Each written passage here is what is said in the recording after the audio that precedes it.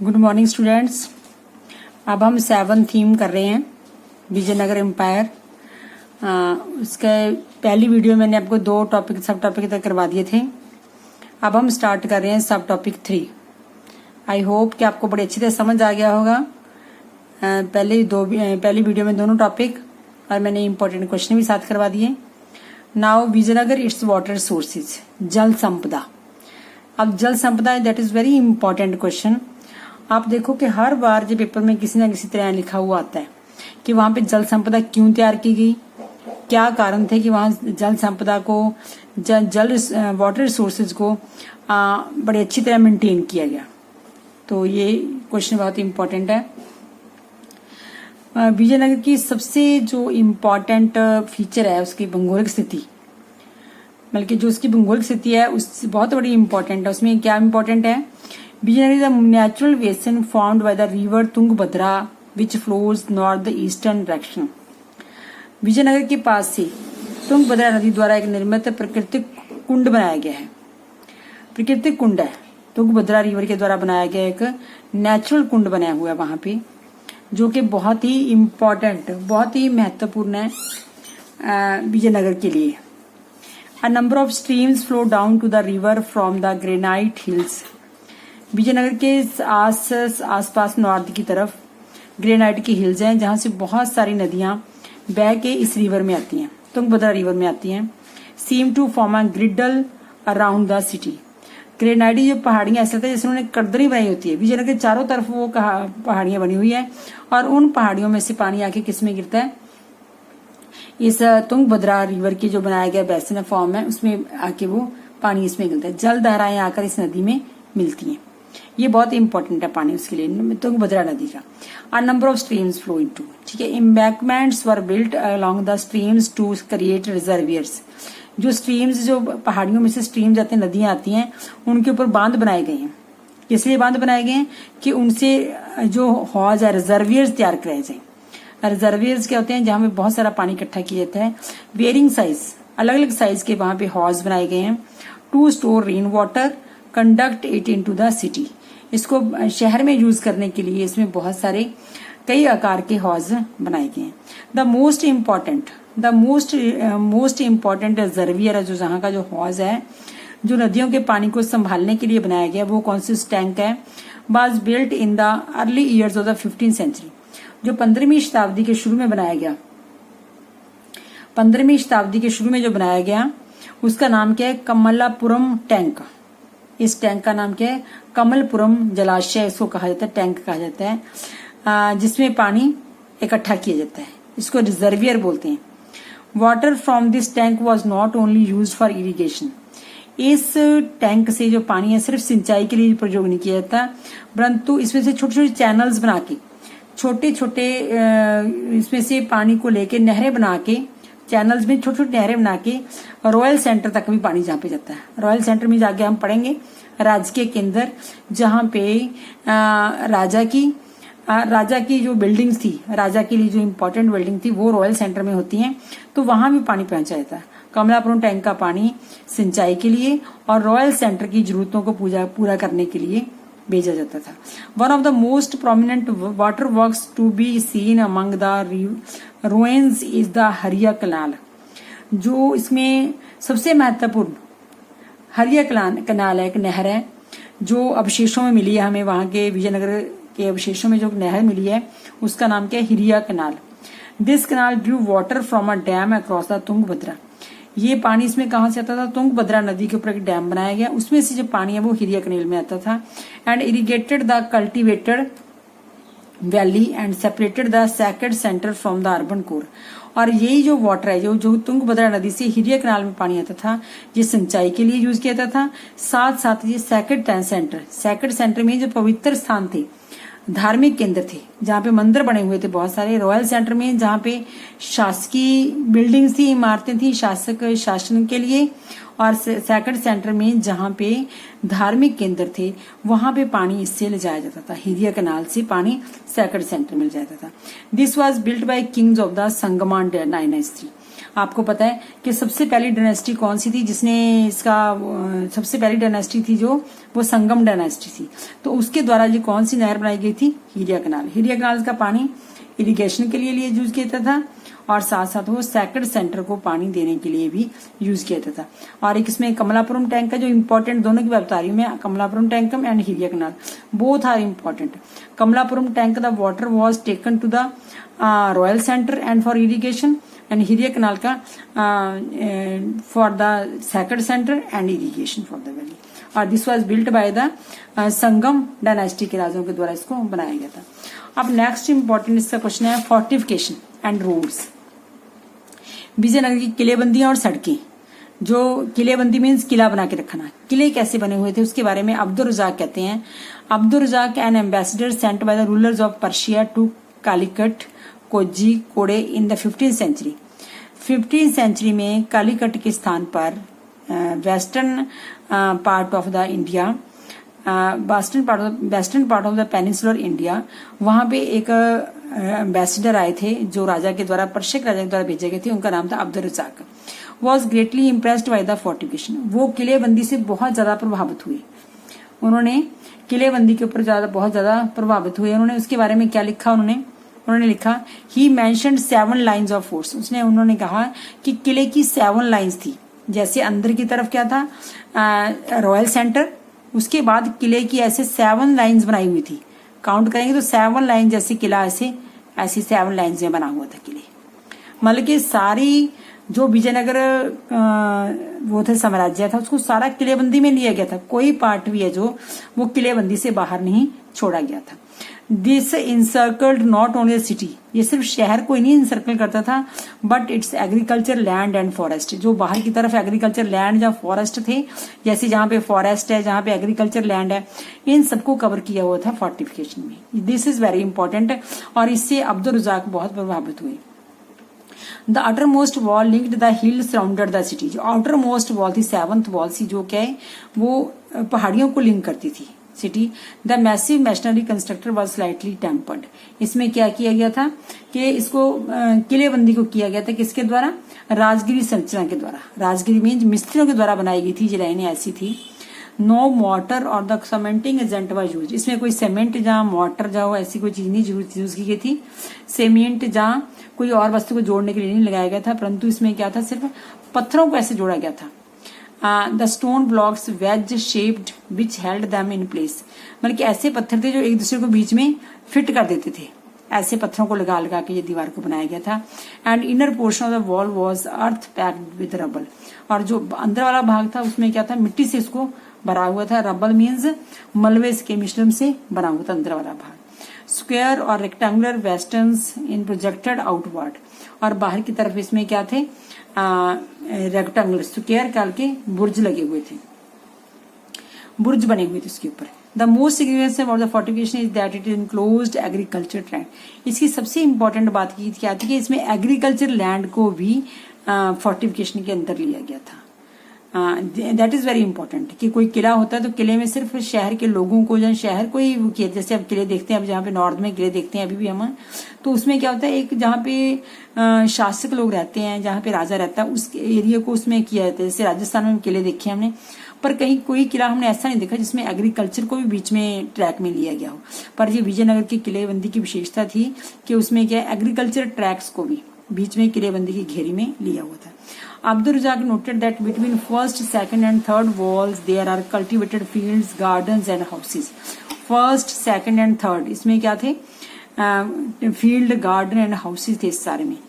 And domino page एक और थे जो यात्री आए थे, पुर्तगाल से आए थे। उन्होंने क्या कहा, from first circuit until you enter in the city there is a great distance in which fields which the sow rice and have many gardens and much water।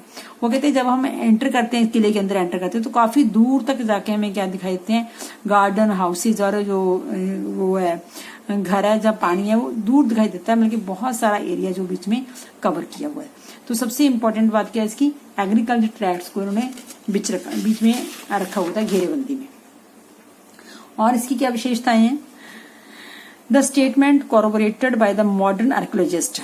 जो इस स्टेटमेंट को जो पेश ने दी है इसके बारे में पुरातत्वविदों द्वारा पुष्टि की गई है। Who have found evidence of an agriculture track between the second centre and the urban core. जिन्होंने आर्कियोलॉजिस्ट ने जिन्होंने स्टडी की है विजयनगर एम्पायर की, उन्होंने भी कहा कि धार्मिक केंद्र और अर्बन केंद्र के अंदर, नगरीय केंद्र के बीच क्या थे, एग्रीकल्चर ट्रैक्ट्स थे। एग्रीकल्चर खेती के जो रास्ते थे दोनों के बीच में थे इसकी। This track was serviced by the elaborate canal system. Canal system आपको पता है कौन सी कैनाल थी जो सेकंड सेंटर को वाटर देती थी और अर्बन एग्रीकल्चर ट्रैक्ट को वाटर देती थी, वो कौन सी थी? अभी हमने पीछे पढ़ा था, Hiriya canal. That canal was Hiriya canal. Why do you think agriculture tract? अब ये सोचने की बात है कि जो अभी हम किले देखते हैं जहाँ पे, जैसे पटियाले में भी देखा किला, जहाँ राजस्थान में किले देखते हैं, तो उसमें ऐसा नहीं है कि एग्रीकल्चर लैंड को अंदर किया गया।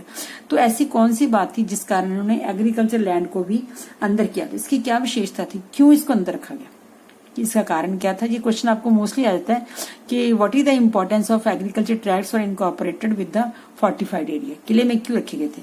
सबसे पहली बात है medieval sieges. Medieval sieges means मध्यकालीन जब राजे हमला करते थे, एक दूसरे के ऊपर अटैक करते थे, तो घेराबंदी कई महीनों तक चलती थी। क्यों चलती थी कई महीनों तक? क्योंकि जो किले के अंदर लोग हैं वो भूख से मर जाएं। The sieges could last several months and even years. महीनों और सालों तक भी चलती थी। इसका मतलब क्या था कि जो अंदर वाले हैं वो भूखे मर जाएं। डिफेंडर्स जो इसकी रक्षा करने वाले हैं, ये इनको बाध्य करना, खाद्य सामग्री से वंचित रहकर वो समर्पण कर देंगे। So normally rulers try to prepare such situation by building large granaries within the fortified areas. परंतु जो राजा थे, वो राजा लोग क्या करते थे, सिर्फ अनाज के भंडार को अंदर कर लेते थे। जो किले के अंदर अनाज के भंडार इकट्ठे कर लेते थे ताकि कि अगर कोई घेराबंदी कर ले तो उसको अनाज को यूज कर सके। परंतु विजयनगर रूलर्स ने क्या किया? Vijayanagar ruler adopted a more expensive and elaborate strategy. इन्होंने एक बहुत ही थोड़ी सी महंगी पूरे कृषि विभाग को ही, सिर्फ ग्रेनरीज नहीं बनाई, सिर्फ अनाज के भंडार नहीं अंदर किए, इन्होंने पूरे कृषि विभाग को ही, कृषि जो बेल्ट थी, कृषि भूभाग था, उसको एक किले के अंदर इन्होंने कर लिया। ये ठीक है कि इससे जो है जो कि अटैक करता उससे बचाया, परंतु ये एक्सपेंसिव बहुत थी। इसके नुकसान क्या था? ये एक्सपेंसिव बहुत थी। आप देख ही रहे हो, जब 7 लाइनें बनाई किले की तो कितनी एक्सपेंसिव होंगी। A second line of fortification went around the inner core of the urban complex। जो सेकंड लाइन होती थी किलेबंदी की, वो इनर कोर, अर्बन जो अर्बन क्षेत्र, नगरीय केंद्र जहाँ पे नगर थे, उसको कवर करती थी। And the third line surrounded the role centre. और थर्ड लाइन जो होती थी, हमने पीछे मैं आपको बताया था, first line, second line and third line. Third line जो क्या थी, वो शासकीय केंद्र को भी अंदर उसके अंदर लेती थी, किलेबंदी के अंदर लेती थी। Fort was entered through well-guarded gates with linked the city to the major roads। जो किले के अंदर जाने का तरीका क्या था? किले के अंदर कैसे जाया जा सकता था? बहुत ही सुरक्षित प्रवेश द्वार थे। Guarded gates with linked the city to the major roads, जो पूरे शहर को मुख्य सड़कों से जोड़ते थे। किले की बाहर वाली जो रोड थी, वो गेट थे, वो पूरी सड़कों के साथ पूरे शहर को जोड़ते थे, साथ में मेजर रोड्स के साथ। गेटवेज व डिस्टिंक्टिव आर्किटेक्चरल फीचर्स। गेटवे के भी जो प्रवेश द्वार थे वो स्थापत्य के नमूने थे। स्थापत्य में निर्माण कला के, आर्किटेक्चर में निर्माण कला के एक खास विशेष नमूने थे। The arch on the gateway leading into the fortified settlement as well as dome over the gate. ये मैं आपको अभी इसकी पिक्चर भी साथ में यहाँ पे दिखा रही हूँ, जहाँ पे एक कि जिसमें गेटवे दिखाया गया है, जिसके ऊपर गेट है, ऊपर बने हुए आर्क बनी हुई है, नीचे आर्क है और उसके ऊपर डोम है। अभी आप पिक्चर में देखेंगे जो ऊपर वाला पोर्शन है वो क्या है, डोम है, इसके ऊपर बना हुआ। किलेबंदी की दीवार के ऊपर, हर दीवार के जहाँ गेट था उसके ऊपर बना होता था, और साथ में इसके ऊपर क्या होता था, आर्क बनी थी। गेट के अंदर एंटर करने के लिए एक आर्क का रूप बना होता है। ये मैं 7.6 है, वो मैं आपकी फोटो भी इसमें साथ लगा रखी है, ठीक है, आप इसमें देख सकते हैं। Are regarded as typical features of the architectures. जो गेट थे वो regarded as typical features of, कि वो स्थापत्य कला के बहुत ही अच्छे नमूने थे। स्थापत्य कला के चरित्र के सबसे महत्वपूर्ण तत्व से। Introduced by the Turkish sultans. वो किसके द्वारा, वो कहाँ से ली गई थी, ये कला कहाँ से ली गई थी इसको बनाने की? ऐसी तुर्किश सुल्तान के द्वारा। इस कला को, इस तरीके को जो हिस्टोरियंस है वो क्या कहते हैं, refers to this style as Indo Islamic style. Indo Islamic means कुछ इंडिया का स्टाइल और कुछ इस्लामी स्टाइल को मिला के जो बनाया जाता है उसे बोलते हैं Indo Islamic style. As it grow continuously in interaction with the local building practices. क्यों? क्योंकि तुर्किश सुल्तानों के द्वारा ये आइडिया लिया गया था, ये इसको लिया गया था तुर्किश सुल्तानों के द्वारा, और साथ में जो लोकल लोगों के साथ स्थानीय स्थापत्य विशेषताओं के साथ भी इसको संपर्क हुआ था। स्थानीय मीन्स जो भारतीय विशेषताएं थी बिल्डिंग की, और जो सुल्तान्स की थी, इस्लामिक वर्ल्ड की थी, उनको भी साथ लेके ये इंडो इस्लामिक स्टाइल्स के गेट्स के ऊपर बनाया गया। अब हमारा अगला टॉपिक आता है इसमें शहरी केंद्र। शहरी केंद्र में लोग कैसे रहते थे, वहां पे लोगों के लिए क्या कुछ था। Roads leading to the urban core there is relatively little archaeological evidences. जो अर्बन कोर में शहरी केंद्र को जो मिलने वाली रोड्स थी जाने वाली, उनके बहुत कम हमें साक्ष्य मिलते हैं, उनके बहुत ही कम प्रातात्विक साक्ष्य मिलते हैं हमें। जहाँ पे archaeologist have found Chinese porcelain in some areas. कुछ स्थानों पर पुरातत्वविदों को क्या मिले हैं? चीनी मिट्टी के बर्तन मिले हैं। It suggest that these areas may have been occupied by rich people. क्योंकि जो चीनी मिट्टी के बर्तन यूज करते हैं चाइनीज इसमें बहुत वो रिच पीपल रहे होंगे, जिसमें क्या हो सकता है इन स्थानों पर अमीर व्यापारी लोग रहते होंगे। This was also Muslims residential area. ये भी कौन सी एरिया थे? जहाँ पे मुस्लिम जनसंख्या रहती थी। Tombs and mosques located have distinctive style. जहाँ भी जो टॉम्स मिली हैं, कब्रें मिली हैं जो मुस्लिम रिहायशी वाला था, मकबरे मिले हैं जहाँ वहाँ पे मस्जिदें मिली हैं, उनका विशिष्ट स्टाइल था। This architecture resembles that of mandaps found in temples. जो टेम्पल्स में मंडाप्स लगे हुए थे, मंडप थे, उनके साथ इनका स्थापत्य कला इनकी मॉसिस की और टॉम की मिलती है। 16th century travellers from the Portugal से जो एक ट्रैवलर आया था Barbosa describe the houses of ordinary people. अब जहाँ पे अमीर लोगों की बात हो रही है शहरी के अंदर में, परंतु जो गरीब लोग हैं, जो कॉमन पीपल है, उनकी कोई बात नहीं हो रही।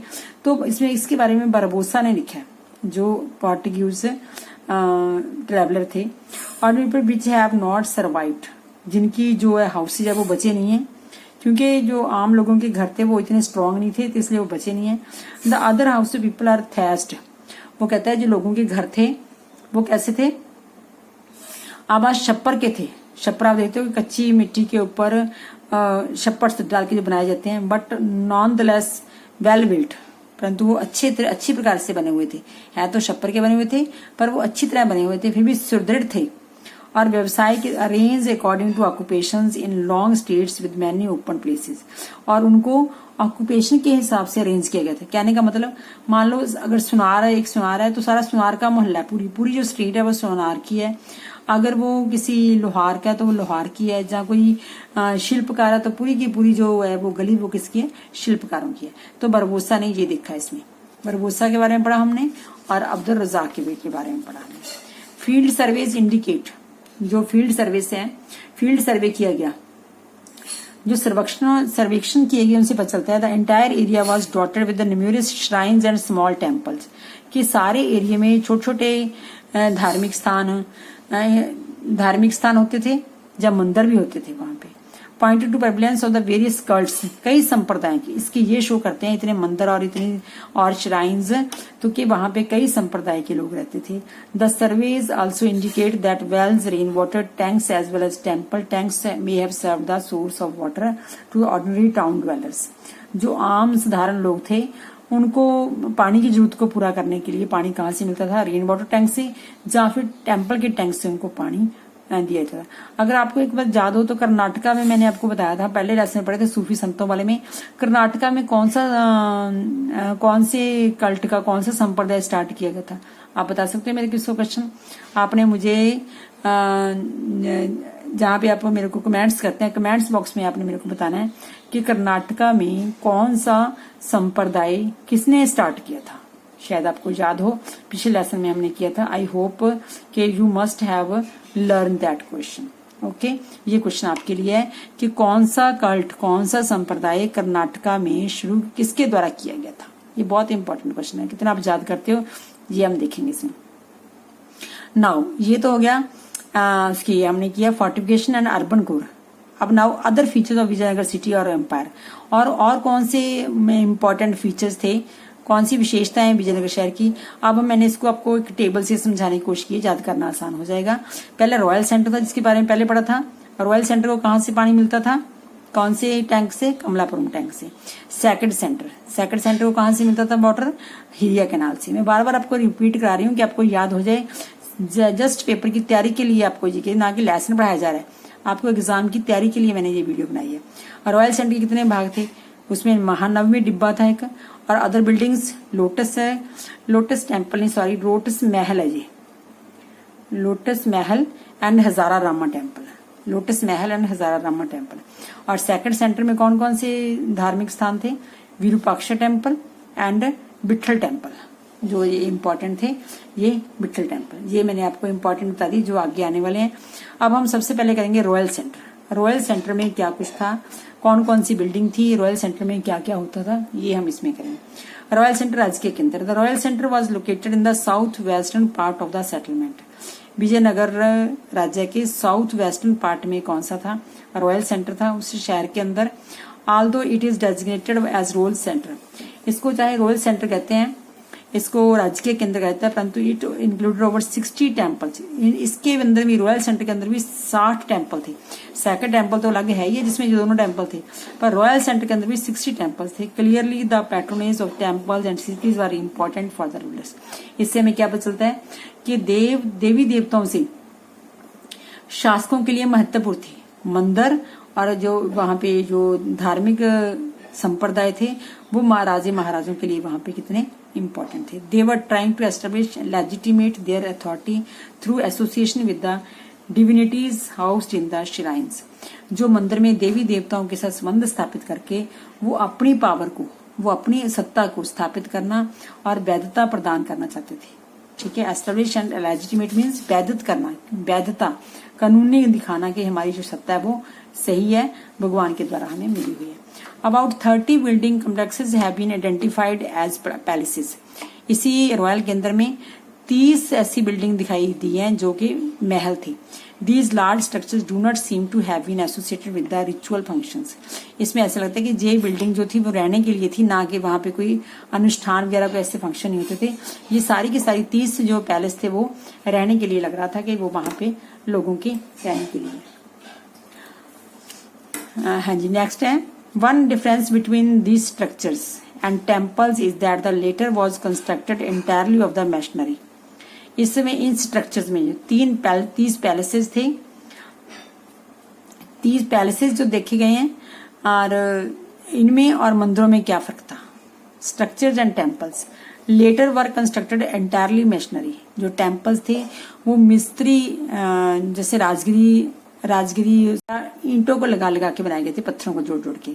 But the super structure of the secular building was made of perishable material.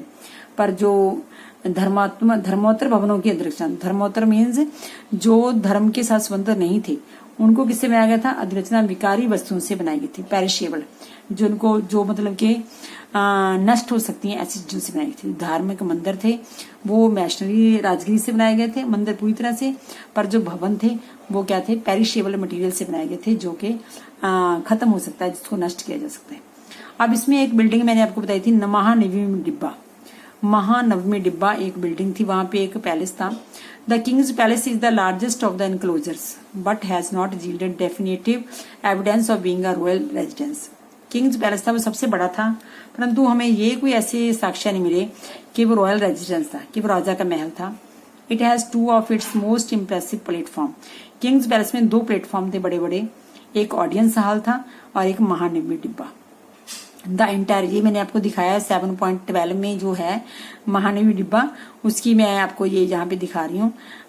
उसका प्लेटफॉर्म कैसा था, ये उसका प्लेटफॉर्म है जो महानवमी डिब्बा का है।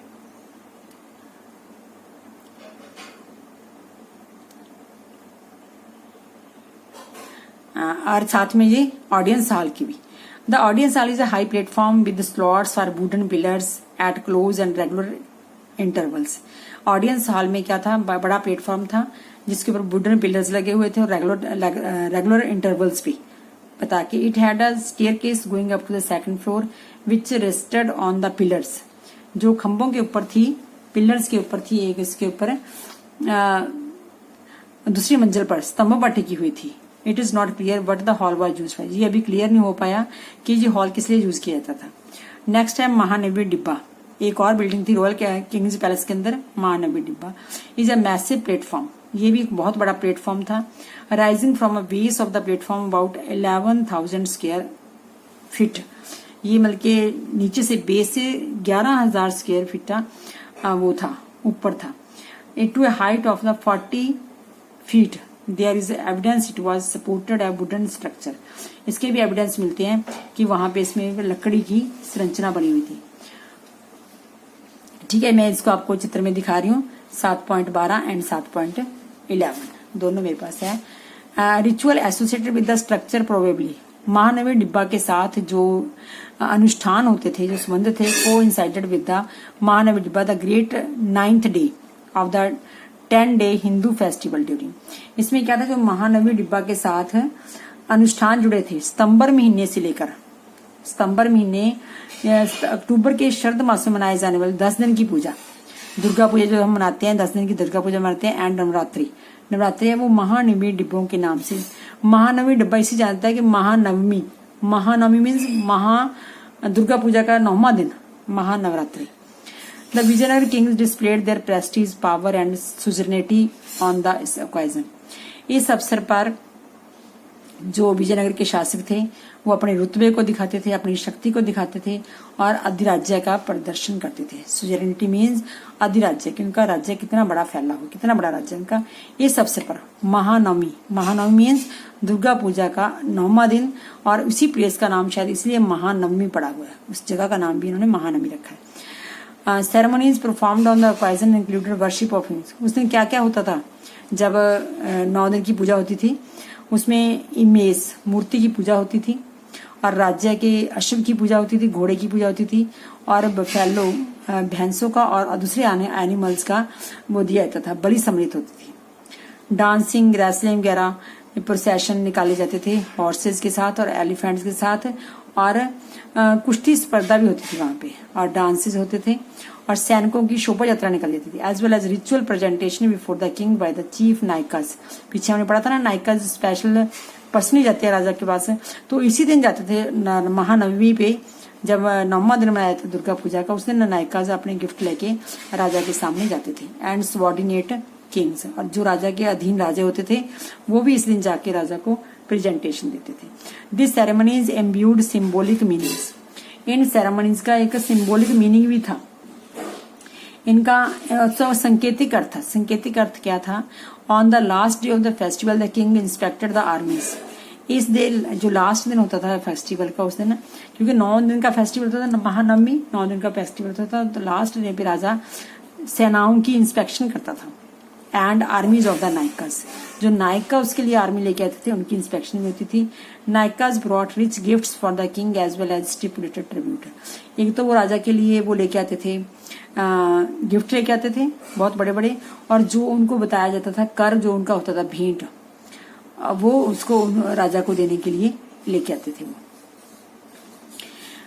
नायकास brought rich scholars have pointed out that space surrounding, इसके बारे में कहा तो गया है कि वहां पे बहुत बड़ा फंक्शन होता था, परंतु स्कॉलर्स ने ये पॉइंट आउट किया है, ये बात पॉइंट आउट की है कि इस अवसर पर की जो जगह थी, जो महानवमी डिब्बा का जो स्थान था, जो आज भी अस्तित्व में है, थोड़ा सा पोर्शन उसका स्ट्रक्चर है, does not seem to have been adequate for elaborating procession of the armoured man, women and large number of animals.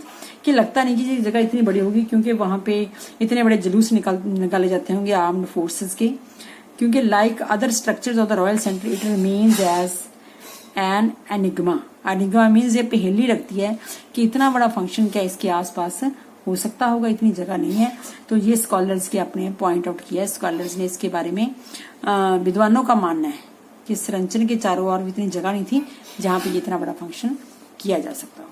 ठीक है, अब 4.2 है other buildings in the royal centre, राजकीय केंद्र में अन्य स्थल। तो ये मैंने आपको पहले इसके करवाया है। उसमें क्या है, जो क्वेश्चन, जो 2 क्वेश्चन है वो मैंने पहले दे रखे हैं आपको, पहले वाली वीडियो में दे रखे हैं। अदर बिल्डिंग रॉयल सेंटर की राजकीय केंद्र में अन्य स्थल क्या है? One of the most beautiful building in the royal centre, lotus Mahal. It is named by the British travellers. 19वीं शताब्दी में ब्रिटिश यात्रियों ने इसका नाम रखा Lotus Mahal. Historians are not sure but the building was used, कि इसका प्रयोग किस लिए होता था इसके बारे में नहीं पता। और मैंने जहां पे आपको लोटस टेम्पल की जो है पिक भी दी हुई है कि कैसा था ये, कैसा इसका चित्र कैसा था कमल महल का। One suggestion found in the map drawn by the Mackenzie, Colin Mackenzie ने दिया है कि that may have been council chamber. हो सकता है कि राजा का ये काउंसिल चैम्बर हो, जहां पे बैठ के राजा अपने काउंसिल्स के साथ सलाह मशवरा करता हो। ठीक है, ऐसा लगता है कि इतिहास कहते हैं कि इसके बारे में ये कि अपनी प्रदर्शनी परिषदीय सदन था, council chamber, a place where the king met his advisers, उनको मिलता था। दूसरी बिल्डिंग है जहाँ पे हजाराराम टेम्पल, हजाराराम मंदिर। One of the most spectacular of there is one known as the Hazararama. सबसे ज्यादा सुंदर देखने वाली, सबसे बढ़िया क्या है, ये मंदिर है, धार्मिक मंदिर। राजा इसका नाम क्या है, हजाराराम मंदिर कहा जाता है इसे। This was probably meant to be used only by the king and, लगता है कि जी हजाराराम टेम्पल ऐसा लगता है यही एक सिर्फ ऐसा मंदिर था जो सिर्फ राजा के द्वारा और उसकी फैमिली के द्वारा यूज किया जाता था, मतलब कि जहाँ पे आम लोग नहीं आते थे इस मंदिर में। लगता है कि ये शायद उनके द्वारा, क्योंकि बहुत सुंदर है ये मंदिर। The image in the centre shrine was missing, जो इसके बीच में श्राइन में जो मूर्तियां लगी थी वो शायद वो अब नहीं है, क्योंकि जिन्होंने लूटा तो पहले मूर्तियां उठा के ले गए होंगे, वो तोड़ी होंगी मूर्ति उन्होंने। However sculpted panels on the wall survive, जो दीवारों पे मंदिर चित्र बने हुए हैं वो ऐसे एज इट इज सर्वाइव हैं, वो अभी भी हैं वहां पे। These included scenes from the Ramayana sculpture, यहाँ पे मैं आपको दिखा रही हूँ, यहाँ पे लोटस टेम्पल और हजाराराम टेम्पल के आपको चित्र दिखा रही हूँ मैं, जहाँ पे लिखा हुआ है on the inner walls of the shrine. और इसमें स्टोरीज कौन दी थी, रामायण के सीन इसके ऊपर दीवारों के ऊपर लगे हुए हैं। While many of the structures of Vijayanagar were destroyed when the city was ransacked, बहुत सारे स्ट्रक्चर थे, जो बहुत सारी बिल्डिंग थी जहाँ की है वो टूट गई हैं जब इसके ऊपर हमला किया गया। हमले के पश्चात ये बहुत सारी संरचनाएं नष्ट हो गई। सेकंड, धार्मिक केंद्र। धार्मिक केंद्र मीन्स टेम्पल कौन कौन से, temple building in the region had a long history such as Pallavas, Chalukyas, Hoysalas and Cholas. इतने रूलर्स ने बहुत सारे मंदिर बनाए, तो बहुत लंबी हिस्ट्री है, इसका इतिहास है मंदिरों का। जो रूलर्स थे, शासक होते थे, वो मंदिर बनाने की बिल्डिंग में बहुत इंटरेस्ट रखते थे। Associating them with the divine, वो अपने आप को भगवान के साथ मैच करते थे, डिवाइन के साथ अपने आप को लगा के रखते थे कि उनका मतलब कि ईश्वर के साथ जोड़ने का इरादा होता था। द डाइटी वॉज एक्सप्लाइसाइटली एंड इम्प्लाइसाइटली, व्यक्त और अव्यक्त में आइडेंटिफाइड द किंग। वो जो डाइटीज होती थी, जो डाइटी मीन जो मूर्तियां थी, वो राजा को ही व्यक्त या अव्यक्त रूप में आइडेंटिफाई करती थी। Temples also function as centre of learning. अब उस क्वेश्चन आपको ये भी आ सकता है कि टेम्पल्स की क्या विशेषताएं थी, टेम्पल्स कैसे यूज होते थे। तो टेम्पल्स जो होते वो शिक्षा का केंद्र थे, वहां पे शिक्षा के केंद्र रूप में कार्य करते थे। Beside rulers granted land and other resources for the maintenance temples, राजा लोग जो शासक थे वो लैंड भी देते थे उनको और अदर सोर्सेज भी देते थे उनके मेंटेनेंस के लिए। Temples developed as significant religious, social, cultural and economic centre. इसका मतलब क्या है, जो मंदिर महत्वपूर्ण धार्मिक, सामाजिक, सांस्कृतिक और आर्थिक केंद्र के रूप में विकसित हो चुके थे। ये इसकी इंपॉर्टेंस आ सकती है मंदिरों में इसमें। From the point of rulers, constructing, repairing and maintaining temples are important means of winning support and recognition for their power, wealth and piety. इसका मतलब क्या है, जो राजा लोग क्यों मंदिरों को कंस्ट्रक्ट करते थे, क्यों उसकी रिपेयर करते थे, क्यों मेंटेन करते थे, क्योंकि वो इससे लोगों की सपोर्ट पाना चाहते थे, समर्थन और मान्यता का महत्वपूर्ण माध्यम थे ये मंदिर। It is likely the very choice of the site of Vijayanagar was inspired by the existence of the shrines of Virupaksha and पंपा देवी। विजयनगर का स्थान का चयन क्यों किया गया, क्योंकि यहाँ पे विरूपाक्षा मंदिर और पंपा देवी का मंदिर दोनों साथ साथ थे, तो इसलिए उन्होंने अपने आप को, in fact the Vijayanagar kings claim to rule on the behalf of the god Virupaksha. जो विजयनगर के राजा थे वो अपने आप को ये समझते थे कि वो भगवान विरूपाक्ष की ओर से शासन कर रहे हैं, इसलिए उन्होंने ये स्थान को इसको चुना कि विरूपाक्षा मंदिर को भगवान की तरफ से वो इस राज्य का शासन करें। Rulers also indicated their close links with the gods by using the title Hindu Suratrana. कि वो अपने आप को भगवान जी के साथ लाते थे और क्या टाइटल क्या ग्रहण करते थे, हिंदू सुल्ताना। This was the Sanskritization of sultan. इसका मतलब क्या, सुल्तान संस्कृताइजेशन, संस्कृत में सुल्तान को सुल्ताना लिखा गया। An Arabic term meaning king, ठीक है, इसका मतलब क्या है, Hindu king. Royal portrait sculpture was displayed in the temples. राजाओं की मूर्तियां भी मंदिरों में लगाई जाती थी। And the king visit the temple treated as important state occasion on which the accompanied by the important nayakas. जब राजा मंदिर में जाता था, वो अपने जो नायकास के साथ जाता था मंदिर में, तो उसको बड़ा ही इम्पोर्टेंट समझा जाता था कि राजा की यात्रा मंदिर में हो रही है, और इसको बहुत ही इम्पोर्टेंट पीरियड समझे, उसकी यात्रा को बहुत ही इम्पोर्टेंट समझा जाता था। गोपुरम एंड मंडप्स, गोपुरम एंड मंडप, अभी मैं आपको गोपुरम और मंडप की चित्र भी दिखा रही हूँ, साथ ही इसमें लगा हुआ है। टेम्पल आर्किटेक्चर, मंदिर के स्थापत्य कला का न्यू फीचर था, इसके एविडेंस मिले हैं। These included immense structures that must have been mark of the imperial authority। ये क्या थे, ये जो राजा की विशाल स्तर पर बनाई जाती संरचनाएं थी, इमेंस, बहुत ही बड़े बड़े बनाए जाते थे, जो राजा की शक्ति को प्रदर्शित करते थे, ठीक है। इसकी उदाहरण सबसे बड़ा बेस्ट एग्जाम्पलीफाइड द राया गोपुरम और royal gateway that often dwarf the towers on the central shrines.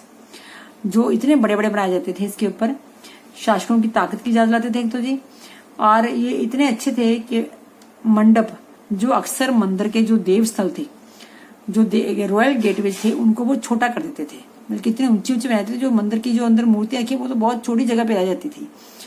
Central shrines, they were also probably meant to as reminder of the power of kings. ये राजाओं की शक्ति को दिखाते थे। Other distinctive features include mandapas और pavilions and long pillared corridors that often ran round the shrines.